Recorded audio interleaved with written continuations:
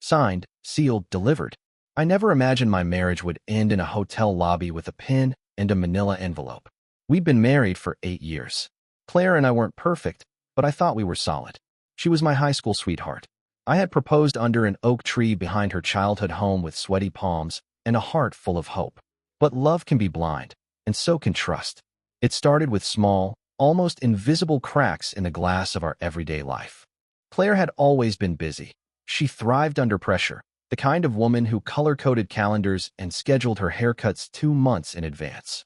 But over the past few months, something shifted. She began working late more often, too often, and not the kind of late that ends with a tired smile and a warm dinner reheated in the microwave. No, she'd come home past midnight, sometimes not at all. When I asked, she'd wave it off with a vague excuse. The merger's getting intense, or I had to take a junior associate's shift. I wanted to believe her. I really did. But then came the other changes.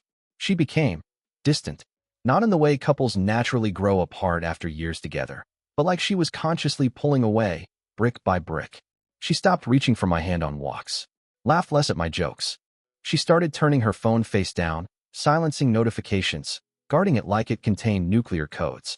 Once, she left it unlocked on the kitchen counter while she showered. A text flashed on the screen. Can't wait for this weekend kiss mark. No name, just a heart and a sense of dread. I didn't open it. I still had pride.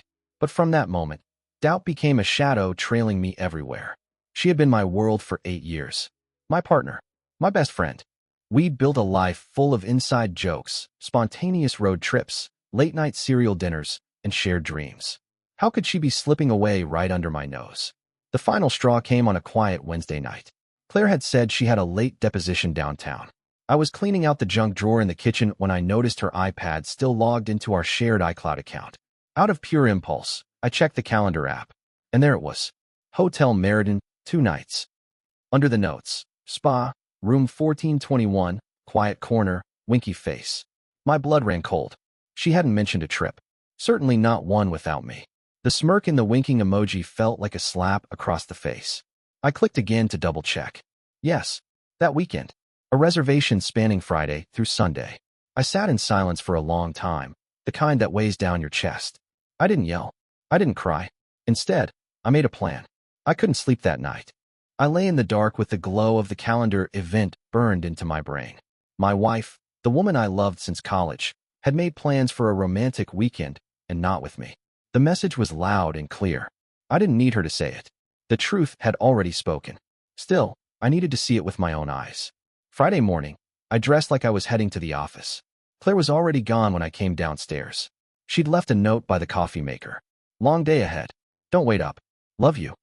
I stared at that last part. Love you. Until the words blurred. Was it a lie? A reflex? Or the final cruel joke? I pocketed the note and left the house. Instead of going to work, I drove across town to Hotel Meriden, a sleek, expensive place nestled between 2 office towers downtown. The kind of hotel you didn't book unless you had money, or a reason to keep something private. I parked across the street in the lot of a diner and sat in my car with the engine off, windows cracked. The hours crawled. I watched taxis pull up, couples walk in, bellboys push carts. I imagined Claire walking through those glass doors, pretending to be someone else. Happy, free, unmarried. At 3:12 p.m., my heart dropped. There she was. Claire stepped out of a Blacktown car wearing the red dress I hadn't seen in over a year. The one I'd bought her for our anniversary in Rome. She'd said it made her feel too dramatic, but now she wore it like it belonged to someone else. And then came him. He stepped out behind her, a tall man with perfect posture, a sharp gray suit, expensive shoes. His hand slid naturally onto her lower back like he'd done it many times before. Claire didn't flinch. She leaned into it. They laughed as they walked toward the lobby. He said something. She touched his arm. Then, like a knife in slow motion, they kissed. Not just a peck. It was soft, intimate, familiar. My mouth went dry. I sat frozen, hands gripping the steering wheel so tight I thought the leather might tear. I didn't know his name. Didn't need to. He was just a shadow filling a space that used to be mine. I waited until they disappeared inside before exhaling. That was it. The proof I never wanted. The final nail. And with that, the love story I thought I was living became a crime scene. One I had no intention of cleaning up. I dialed my lawyer. I didn't cry. I didn't scream. I didn't storm the hotel and drag her out of the lobby in front of strangers. That would have been easy, too easy. Instead, I sat there, calm on the outside, but hollowed out on the inside. The kind of silence that follows explosions.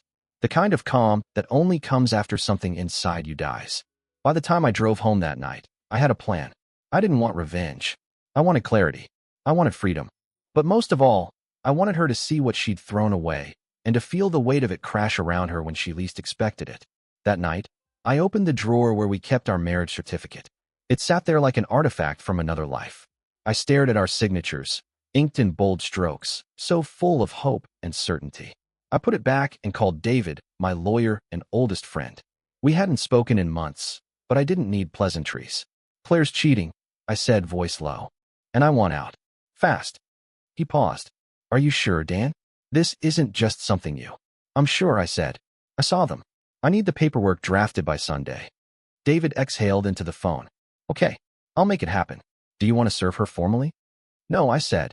I want to deliver it myself. Friday night, while Claire stayed in her hotel suite with her lover, I gathered everything I needed. Financial records, property details, even a list of shared accounts. I hadn't realized how much of our lives were intertwined until I had to start pulling it all apart. I didn't sleep. I sat on the couch, watching the sun rise, the light slowly creeping across the floor like time exposing everything we'd been hiding.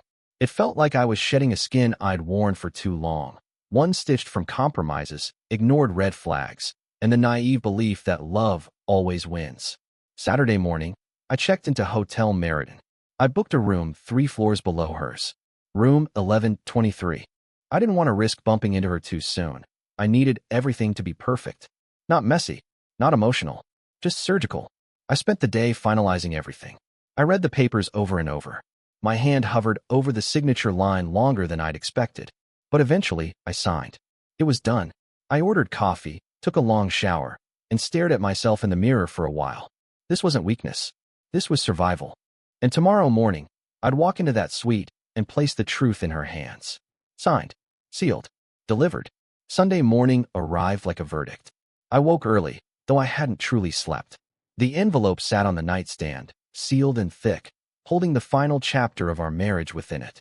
It looked so ordinary, just paper and ink, but it weighed more than anything I'd ever carried. I dressed slowly, deliberately. Dark jeans, a black shirt, clean shoes. Not too formal, not too casual. Just enough to look like a man in control. A man who wasn't broken. At 8:45 a.m., I left my room and rode the elevator in silence. My heart thudded in my ears, but my face remained calm. On the 14th floor, the hallway stretched ahead like a tunnel. Every step toward room 1421 felt heavier than the last. I stood at the door, knocked twice. A pause, then footsteps. The latch clicked. The door opened. Claire stood there in a hotel robe, hair tousled, eyes sleepy. And when she saw me, she froze. For a full 3 seconds, she looked like she couldn't comprehend what she was seeing. Like her brain refused to register reality. Daniel, she said, her voice barely a whisper. What? What are you doing here? She tried to adjust the robe, covering herself as if modesty still mattered. Behind her, he appeared, bare-chested, holding a champagne flute. His brows furrowed in confusion. I didn't look at him, not even once. My eyes were locked on hers. I just came to deliver something, I said. I reached into my coat and pulled out the envelope. Claire didn't move. She stared at it like it might explode in her hands. What is that? She asked, even though I knew she already knew. Divorce papers, I replied, my voice low and steady. They're signed. Everything's in order. All I need is your signature. You can have your lawyer review it, but it's straightforward. I'm not here to fight. Her mouth opened, then closed. Her eyes began to gloss over with tears she hadn't expected. She looked at the envelope again, then at me. Dan, please. This isn't what you think. It's exactly what I think, I said. I saw you two walking on Friday. I saw the way you kissed him. I know everything I need to know. He finally spoke up, stepping forward slightly. Look, man, maybe we should talk. I held up a hand without looking at him. I didn't come here for you. You don't exist to me. Claire took a shaky breath. You could have said something. We could have what? Fixed it? I laughed once, bitter and quiet. You already burned the bridge. I'm just here to make it official. I placed the envelope on the table just inside the room. She stood frozen, tears now slipping freely down her cheeks. Her mouth trembled like she wanted to scream or collapse, but neither came. Goodbye, Claire, I said. I turned and walked away. She didn't follow. The silence after the confrontation was louder than anything. I drove home without music, without thought, just the hum of tires on asphalt and the weight of everything I had just done. For 8 years, I had built a life with Claire. A home, memories, habits so deeply ingrained I wasn't sure where I ended and she began. And in one morning, I'd severed it. The house felt foreign when I walked in. The smell of her shampoo still lingered on her pillow. Her slippers were near the bed, the ones I'd gotten her on a snowy Christmas morning. Her favorite mug sat by the sink, unwashed. A knife in the drawer still had remnants of her usual peanut butter breakfast. I wanted to scream. Instead, I opened the windows. All of them. I didn't know what I was trying to air out. Her scent, her ghost, or the past itself. Her text started that evening. Claire, Dan, please. Just talk to me. Claire, it wasn't supposed to happen like this. Claire, I made a mistake. I panicked. I was lost. I read them. I didn't answer. She called. Over and over. I let it ring. I couldn't hear her voice. Not yet. Monday morning, her lawyer called mine. They wanted to review the papers. No objections, just delays. A lot of "can we talk?" And she's confused right now. I wasn't. I had never seen things more clearly. I took a week off work. I told HR I had a family emergency, which wasn't a lie. I slept on the couch. I ate very little. I'd pour a drink, stare at it for an hour, then pour it back. The truth is, it wasn't just the betrayal, it was the gaslighting. The weeks of her pretending everything was fine. The way she kissed me goodbye while planning hotel escapes behind my back. The coldness behind her smile. That was what hurt most. That I didn't see it coming until it was already here. By Thursday, I finally answered her. Just once. Me. I saw enough. Please stop contacting me. Let the lawyers handle it. She replied with a wall of text. An apology. A confession. A dozen excuses. She said she loved me. That the affair was a distraction. That she felt invisible. That it meant nothing. But that's the thing about betrayal. It's never just about sex or secrets. It's about the moment someone chooses to hurt you instead of speaking the truth. I deleted her message without replying. Then I blocked her number. The silence that followed? It finally felt like peace. Healing didn't come all at once. It wasn't like in the movies. No epiphany under a sunset, no dramatic haircut, no one-night rebound that made everything okay. It was slow, messy, quiet. The mornings were the hardest. Waking up to an empty bed, reaching instinctively for someone who wasn't there anymore.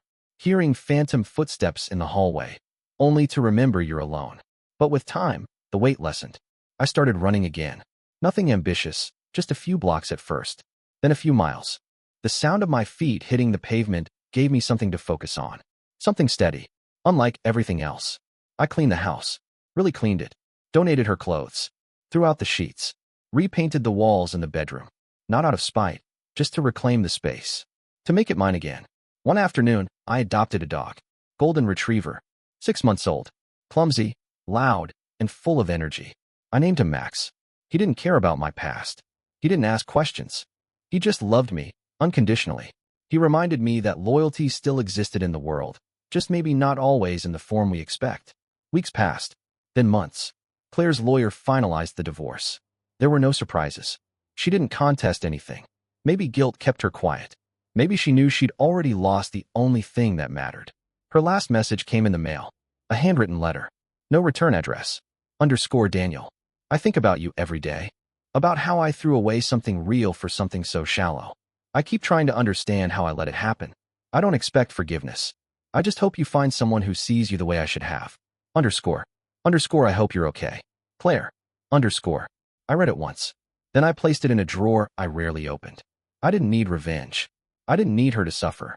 Her absence was punishment enough, for both of us. Instead, I focused forward.